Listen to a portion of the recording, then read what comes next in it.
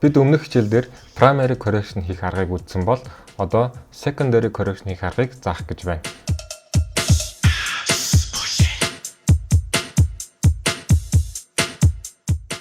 Ашиглах дүрс маань Sony камераар авсан дүрс байгаа.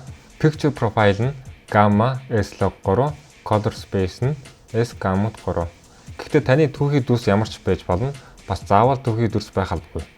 За түүхий дүрсийг би Color Space Transform гэдэг хэрэгсэл ашиглан Rec 709 буюу хэвийн хэлбэр рүү хөрвүүлж үзүүлье. Өмнөх хичээлдэр үүнийг гараар хийж үзүүлсэн.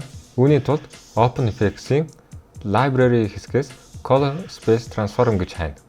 Чирээд аль зангилаа дээрээ оруулахад зааж өгнө.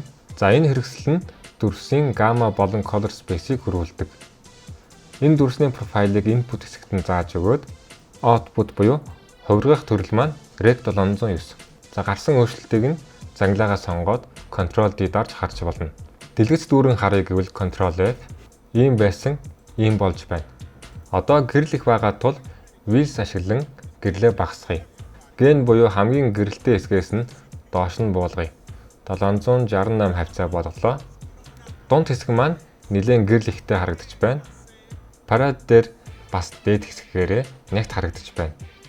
Тиймээс Gamma-г зүүн эргүүлж дунд хэсгээс нь гэрэл хасъя. За primary correction маань ерөнхийдөө болчлоо. Одоо жаахан curve оролдож болохоор байна. Үүний тулд Alt S гээд шинэ зангилаа үүсгэе. Curve руу ороод одоо бараан хэсгийг нь доош нь шахаад болоо.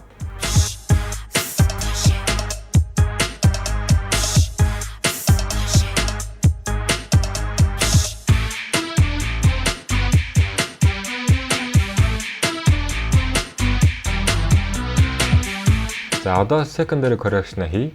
Нийтэд нь биш зөвхөн тодорхой хэсгүүдийг засна. Жишээ нь өвсний ногоон өнгийг өөрчлөх, эсвэл тэнгэрийн өнгийг өөрчилж болохоор байна. За эхлээд тэнгэрийн өнгийг жаахан ногоон цэнхэр болгоё.